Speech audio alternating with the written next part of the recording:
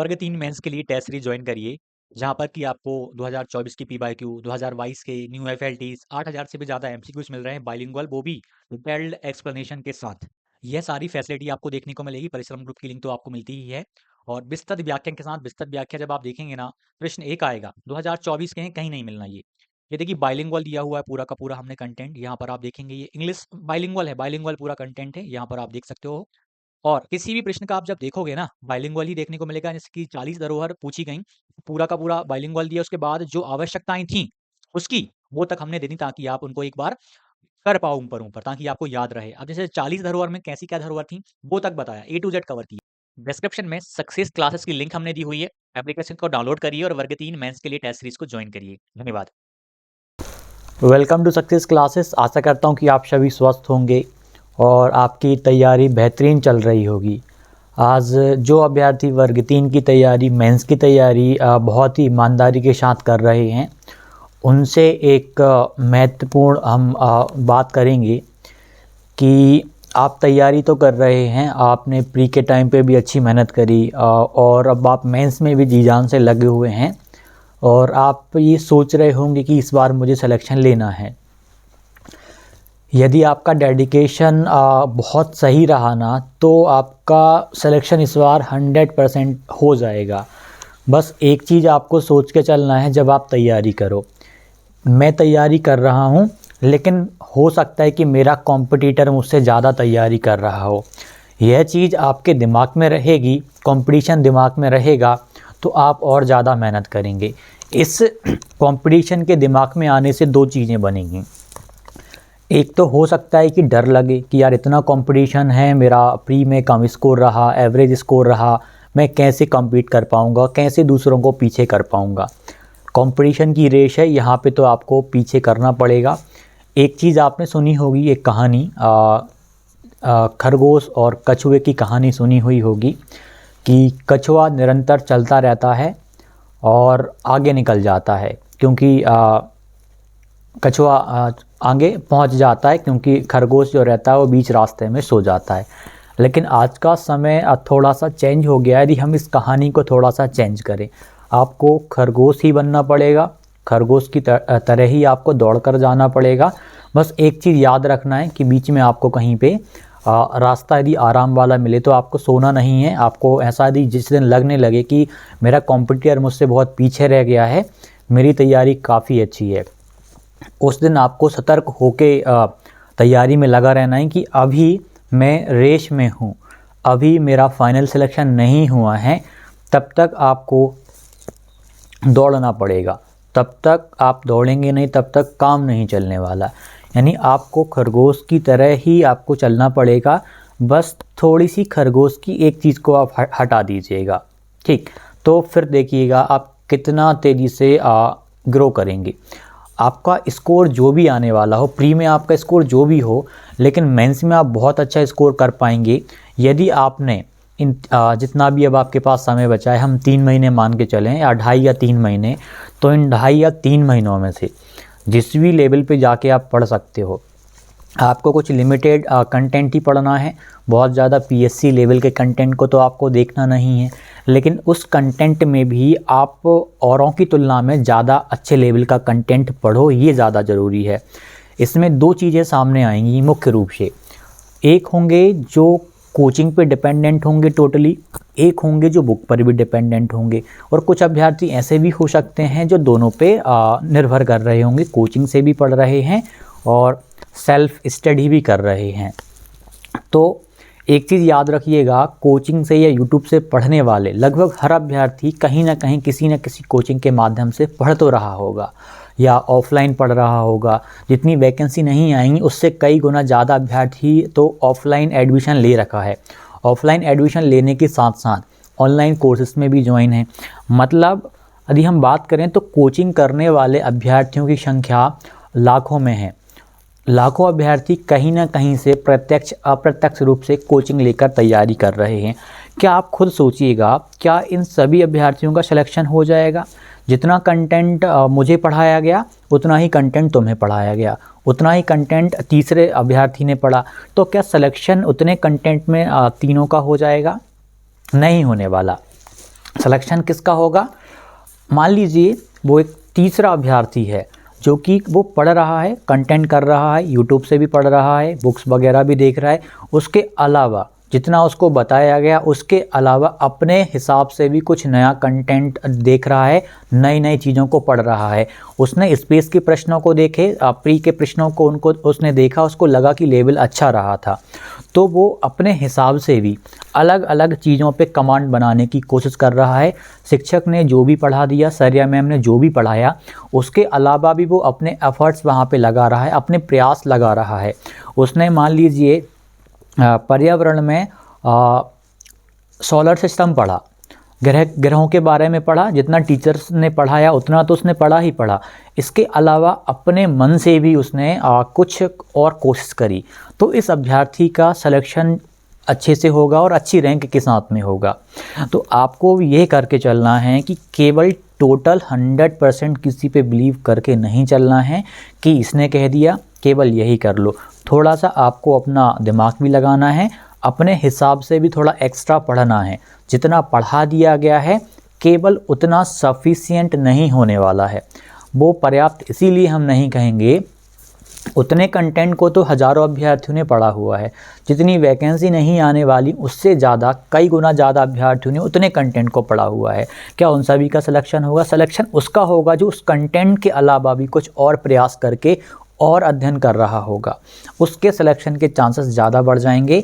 तो इस चीज़ को, इस एक बात को याद रखिएगा, मेरा कॉम्पिटिटर कहीं से पढ़ रहा होगा, उसके अलावा सबसे मुख्य चीज़ वो सेल्फ स्टडी पे फोकस कर रहा है, किताबों का अध्ययन कर रहा है, अच्छे से ईमानदारी के साथ में टेस्ट लगा रहा है, विश्लेषण कर रहा होगा।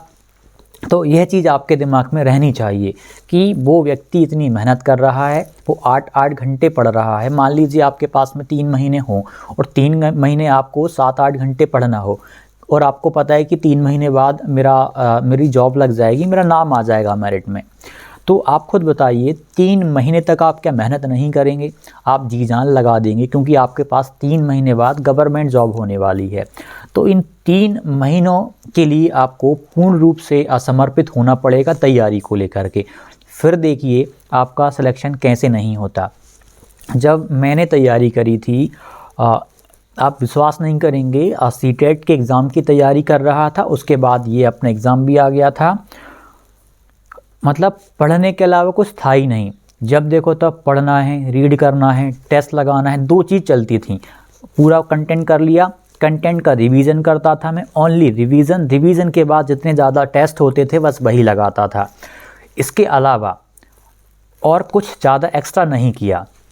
मतलब किसी टीचर के माध्यम से आप जहाँ से भी पढ़ रहे हो, आपने उनका कंटेंट पढ़ लिया, उस कंटेंट को पढ़ने के बाद यदि आपके पास कोई बुक है आपने उसको पढ़ लिया, आपने अब टेस्ट लगाया और आपका सोलर सिस्टम का मंगल ग्रह का प्रश्न, आपका मंगल ग्रह का एक प्रश्न आपने लगाया कि मंगल ग्रह पर हाल ही में नासा ने कौन सा सैटेलाइट भेजी या कौन सा हेलीकॉप्टर अभी भेजा, तो प्रश्न आ गया, आपसे वो प्रश्न नहीं बना, तो क्या आपका कर्तव्य नहीं बनता कि मंगल ग्रह को पूरा मैं अच्छे से पढ़ लूँ, एक बार पूरा उसके कॉन्सेप्ट को देख लूँ, और स्पेस मिशन का यदि प्रश्न आया तो स्पेस मिशन, जैसे नासा के स्पेस मिशन का प्रश्न आया, क्या ऐसा मन नहीं होगा कि चलो यूट्यूब पे या गूगल पे थोड़ा सा सर्च करके देख लेते हैं कि नासा के कौन कौन से प्रमुख स्पेस मिशन है या उसकी स्पेस एजेंसी को देख लेते हैं।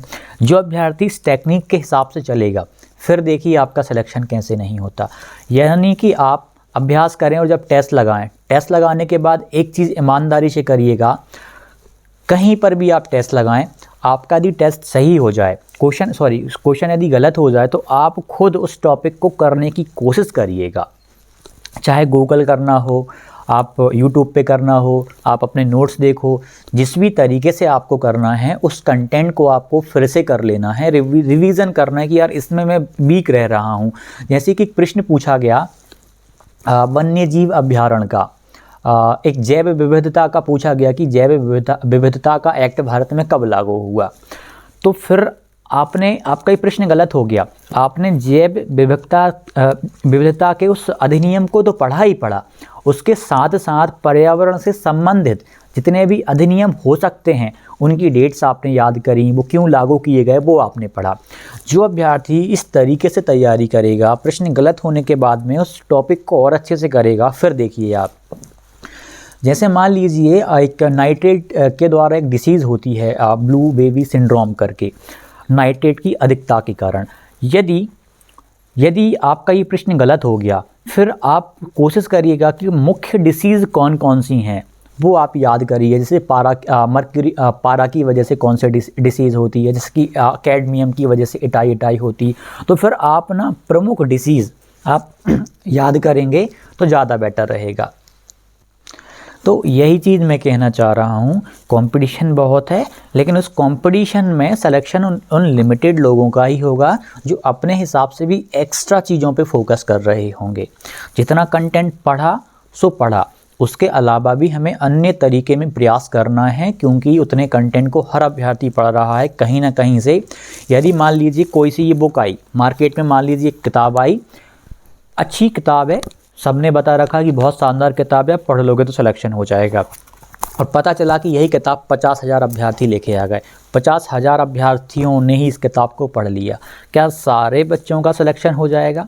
नहीं होने वाला। सिलेक्शन उनका होगा कि इस किताब को तो अच्छे से पढ़ लिया, उसके अलावा कुछ एक्स्ट्रा भी चीज़ों पे फोकस कर रहे होंगे, कुछ एक्स्ट्रा रणनीति अपना रहे होंगे, नई रणनीति अपना रहे होंगे, तो उन लोगों का सिलेक्शन ज़्यादा होगा। और इस रणनीति में एक चीज़ आप मुख्य रखिएगा स्टार्टिंग से ही, इसमें आप टेस्ट वगैरह का जो भी रहेगा वो आप स्टार्टिंग से लगा के चलना। बहुत जटिल प्रोसेस रहेगी, लेकिन बहुत सारे अभ्यर्थी नहीं लगाएंगे। वो क्या करेंगे कि ये सोचेंगे कि एक बार हम हमारा पूरा पाठ्यक्रम कर लें, उसके बाद हम टेस्ट लगाना चालू करेंगे। जो अभ्यर्थी पाठ्यक्रम पूरा करने का सोचेंगे वो अभ्यर्थी अपने आप में पीछे होते जाएंगे। एक अभ्यर्थी है जिसको पता है कि मेरा पाठ्यक्रम ऑलरेडी मैंने प्री के टाइम पे कर रखा है, कुछ गहराइयों में जाना है, बस मुझे इतना उसको करना है, तो वो साथ में स्टार्टिंग डे 1 से ही टेस्ट लगाते जा रहा है। तो आप सोचिए, कंटेंट को तो पढ़ रहा है, रिवाइज भी कर रहा है, प्रश्नों का अभ्यास भी कर रहा है। दिन में पता चला 100 प्रश्न का अभ्यास कर लिया टेस्ट के माध्यम से, या 150 प्रश्न का अभ्यास कर लिया, तो सिलेक्शन इस अभ्यर्थी का होगा। कहीं पर भी आप किसी भी प्लेटफॉर्म पे आप टेस्ट देखेंगे या आप लगाएंगे तो कुछ लिमिटेड अभ्यर्थी टेस्ट लगा रहे होते हैं, शुरू से स्टार्ट जो करते हैं, उसके बाद मतलब बहुत ही लिमिटेड अभ्यर्थी टेस्ट वगैरह लगा रहे होते हैं। हम सोचें कि 2 लाख बच्चे एग्ज़ाम देंगे तो 2 लाख ही अभ्यर्थी टेस्ट लगा रहे होंगे, नहीं, इनमें से जो रेगुलर बेस पे हैं वो 5 से 6 हज़ार या मैक्सिमम 10,000 अभ्यर्थी ऐसे होंगे जो स्टार्टिंग से तैयारी करते समय से टेस्ट लगाना चालू करेंगे। तो ऐसे अभ्यर्थियों का सिलेक्शन कौन रोक पाएगा? वो एक डबल स्ट्रेटजी अपना रहे हैं, एक ऐसी स्ट्रेटजी अपना रहे हैं जिसको हर कोई नहीं अपनाता। क्यों नहीं अपनाता? आप टेस्ट लगा रहे हैं, 2 घंटे या 2.5 घंटे का टेस्ट है, आपको कंसंट्रेट होकर 2 घंटे 2.5 घंटे आपको बैठकर उन प्रश्नों से जूझना पड़ेगा। आपकी मेंटलिटी भी अच्छी होगी, प्रश्न के सही उत्तर को करने की आपकी क्षमता भी विकसित होगी। स्टार्टिंग में कम स्कोर आएगा, तो जो टॉपर अभ्यर्थी हैं उन्हें वो एक चीज़ को याद रखेंगे कि मतलब डिमोटिवेशन होगा, लेकिन हम जब लगातार करते रहेंगे, एक समय ऐसा आएगा कि हमारा कंटेंट भी अच्छा हो जाएगा, जो टॉपिक वीक रहेंगे वो भी हमें पता चलेंगे और उन पे हमें फोकस करने की ज़्यादा आवश्यकता है। तो ऐसे अभ्यर्थियों का सिलेक्शन होगा और वो भी एक बहुत अच्छी खासी रैंक के साथ में सिलेक्शन होगा। तो एक ही निवेदन रहेगा कि आपके पास में जितना भी समय बचा हुआ है, आप इसमें अपने हिसाब से भी तैयारी करिएगा, अपने लॉजिक भी लगाइएगा। भीड़ का एक हिस्सा नहीं बनना, भीड़ से थोड़ा सा आपको अलग करके चलना पड़ेगा। भीड़ का सिलेक्शन कभी नहीं होता, भीड़ में से ही कुछ लोगों का सिलेक्शन होता है, लेकिन किन लोगों का सिलेक्शन होता है? जो बाकी लोगों से थोड़ा डिफरेंट कर रहे होते हैं। जितना कंटेंट भीड़ पढ़ रही है, उसके अलावा भी आपको थोड़ा एक्स्ट्रा करना पड़ेगा कि यार ये तो पूरी दुनिया पढ़ रही है, जितने भी मेंस देने वाले हैं सब पढ़ रहे हैं, प्री के टाइम पे भी बहुत सारा कंटेंट पढ़ा, नया क्या कर सकते हो, नई चीज़ों को मतलब नया इनोवेशन क्या कर सकते हो आप तैयारी में, वो चीज़ आपको ढूंढनी है और वो आपको करनी है। आपको अपने कमज़ोर वीक एरियाज़ ढूंढने हैं और हर एक का वीक एरिया आप खुद ढूंढ पाएंगे, और वो आएगा प्रश्नों के अभ्यास से। आपने प्रश्न करा, आपसे ज्योमेट्री का एक प्रश्न गलत चला गया, मान लीजिए टाइम एंड डिस्टेंस का प्रश्न आपसे चला गया, तो आपको दुख होगा कि यार टाइम एंड डिस्टेंस मैंने क्यों नहीं पढ़ा, टाइम एंड वर्क का प्रश्न गलत हो गया। आपको दुख होगा कि मेरा टाइम एंड वर्क का 2 लगातार टेस्ट में प्रश्न आ रहा है, मुझसे टाइम एंड वर्क का प्रश्न नहीं बना। फिर आपका मन होगा कि चलो अब इस टॉपिक को पूरा कर लिया जाए। यानी आपने वो टेस्ट लगाया, आपको तुरंत पता चला कि यार 2 दिन से लगातार इस क्वेश्चन को मैं गलत कर रहा हूँ, यानी ये टॉपिक मेरा अच्छा नहीं है। तो आप किस टॉपिक पे ज़्यादा ध्यान देंगे? आप उस टॉपिक पे ज़्यादा ध्यान देंगे जिसमें आप कमज़ोर हैं। और बाकी अभ्यर्थी केवल बुक पढ़ रहे हैं, उनको उनके कमज़ोर एरिया का पता ही नहीं है, बस वो पढ़े जा रहे हैं, एक बुक को 5 बार 10 बार पढ़ेंगे, ये पता ही नहीं कि कमज़ोर एरिया, उनका वीक एरिया कौन सा है, वो फिर उस पर फोकस ही नहीं कर पा रहे हैं। तो आप लोगों से रिक्वेस्ट मेरी रहेगी, कमज़ोर जिस चीज़ में आप हैं उस टॉपिक पे आप ज़्यादा ध्यान दीजिएगा, वो ज़्यादा महत्वपूर्ण है। प्रश्नों का अभ्यास आप डे 1 से ही करिएगा, ऐसा नहीं कि आप लास्ट में स्टार्ट करेंगे। लास्ट में स्टार्ट करेंगे, सिलेबस पूरा करेंगे, तो सिलेबस पूरा करना मैं कहूँगा कभी नहीं होना सिलेबस पूरा। और प्री में आपने अच्छी खासी मेहनत करी हुई है, आपका सिलेबस 80 से 90% ऑलरेडी कवर है, बस आपको अभ्यास करना है, प्रैक्टिस करनी है, बहुत सारा आपका कंटेंट रेडी है। जो तरीका मैं बता रहा हूँ आप उसको चलिएगा। आप जहाँ से भी कोर्स देख रहे हैं आप उस कोर्स को भी देखिएगा, यूट्यूब से पढ़ रहे हैं आप यूट्यूब से पढ़िएगा, आप बुक्स पढ़ रहे हैं आप बुक्स भी पढ़िएगा, लेकिन टेस्ट वाली स्ट्रेटेजी आप रेगुलर बेस पे लगाइएगा, ये भी आपके लिए बहुत ज़्यादा ज़रूरी है। लेकिन एक चीज़ उसमें करनी है, ऐसा ना हो कि आपने PYQ लगाने के बाद में उसका आपने सॉल्यूशन नहीं देखा। आप उसके सॉल्यूशन को देखिए, एक्सप्लेनेशन को देखिए, और एक्सप्लेनेशन को देखने के बाद भी कहीं कमी लगे आपको, मैं ये नहीं कहूँगा कि किसी भी प्लेटफॉर्म से आप टेस्ट लगाएंगे तो पूरा का पूरा आपको बहुत अच्छे लेवल का कंटेंट देखने को मिल जाए। कुछ कमियां हर टेस्ट में आपको देखने को मिल जाएंगी, लेकिन गूगल एक ऐसी चीज़ है, आपने टेस्ट लगाया, आपको मिल गया एक सन वाला प्रश्न आ गया, मतलब टाइगर के बारे में आ गया कि टाइगर प्रोजेक्ट कब लॉन्च किया गया था भारत में। तो आपने टाइगर प्रोजेक्ट के बारे में पढ़ा, एक प्रश्न आया, लेकिन फिर आप क्या करेंगे बाद में, टाइगर प्रोजेक्ट के अलावा जो जो भी प्रोजेक्ट आए, एलिफेंट प्रोजेक्ट आया, जो भी क्रोकोडाइल प्रोजेक्ट आया, जो भी प्रोजेक्ट आया, उनकी डेट्स आपको याद करनी है, क्यों चालू किया गया, नहीं, और गूगल से अच्छा ये कहाँ मिलेगा। तो इस तरीके से आपको करना है, मतलब आपने 100 या 150 क्वेश्चंस करे और आपने इतने सारे टॉपिक का एक दिन में रिवीजन कर लिया, तो इस अभ्यर्थी का सिलेक्शन कौन रोक पाएगा? जो रोज ही हर पूरी की पूरी किताब को रिवीजन कर रहा है, भले ही कम कम कर रहा है, लेकिन हर टॉपिक पे जा रहा है, खासकर उस टॉपिक पे जा रहा है जो उसका कमज़ोर है, वीक है, तो वो अपने कमज़ोर पार्ट्स को मजबूत कर रहा होगा, तो सिलेक्शन होने के चांसेस इसके ज़्यादा रहेंगे। तो आपसे भी रिक्वेस्ट है, अच्छे से तैयारी करिएगा, इस बार सिलेक्शन कैसे नहीं होता। एक चीज़ है कि कई बार कुछ अभ्यर्थी कहेंगे कि आपने कुछ वीडियो में नहीं बताया, कुछ खास चीज़ नहीं बताई, लेकिन जो समझदार अभ्यर्थी होंगे ना, उन्होंने बारीक चीज़ों को समझा होगा। काफ़ी सारे अभ्यर्थी 8-8 घंटे तैयारी कर रहे हैं, क्या सभी का सिलेक्शन होगा? सभी का सिलेक्शन नहीं होने वाला। क्यों नहीं होने वाला सभी का सिलेक्शन? सभी की रणनीति अलग अलग हैं। कुछ लोगों की रणनीति बहुत ख़राब भी हो सकती है, कुछ लोगों की रणनीति बहुत बेस्ट हैं, और उन बेस्ट रणनीति से जो तैयारी कर रहे हैं ना, उनका सिलेक्शन कौन रोक पाएगा? आप खुद सोचिएगा। यानी आपको कहीं से भी कुछ भी तरीका सीखने का मिले, आपको अपनाना है, सोचना है, समझना है कि मैं कहीं क्या ये मेरे लिए ये तरीका अच्छा अपना सकता हूँ कि नहीं, क्या मेरे लिए यूज़फुल हो सकता है कि नहीं, इस चीज़ पे आपको ज़्यादा फोकस करना है। फिर देखिए आपको एक मज़ा आ जाएगा। जो भी डाउट हो कमेंट कीजिएगा। मिलते हैं अगली वीडियो में। धन्यवाद। वर्ग 3 मेंस के लिए टेस्ट सीरीज ज्वाइन करिए, जहां पर कि आपको 2024 की PYQ, 2022 के न्यू FLTs, 8000 से भी ज़्यादा MCQs मिल रहे हैं बाइलिंगुअल, वो भी डिटेल्ड एक्सप्लेनेशन के साथ। यह सारी फैसिलिटी आपको देखने को मिलेगी। परिश्रम ग्रुप की लिंक तो आपको मिलती ही है, और विस्तृत व्याख्यान के साथ। विस्तृत व्याख्या जब आप देखेंगे ना, प्रश्न 1 आएगा 2024 के हैं, कहीं नहीं मिलना ये देखिए बाइलिंगुअल दिया हुआ है पूरा का पूरा हमने कंटेंट, यहाँ पर आप देखेंगे ये इंग्लिश बाइलिंगुअल है, बाइलिंगुअल पूरा कंटेंट है, यहाँ पर आप देख सकते हो। और किसी भी प्रश्न का आप जब देखोगे ना, बाइलिंगुअल ही देखने को मिलेगा, जैसे कि 40 धरोहर पूछी गई, पूरा का पूरा बाइलिंगुअल दिया, उसके बाद जो आवश्यकताएं थी उसकी, वो तक हमने दे दी, ताकि आप उनको एक बार कर पाओ ऊपर ऊपर, ताकि आपको याद रहे। अब जैसे 40 धरोहर में कैसी क्या धरोहर थी वो तक बताया, A to Z कवर की। डिस्क्रिप्शन में सक्सेस क्लासेस की लिंक हमने दी हुई है, एप्लीकेशन को डाउनलोड करिए और वर्ग 3 मेंस के लिए टेस्ट सीरीज को ज्वाइन करिए। धन्यवाद।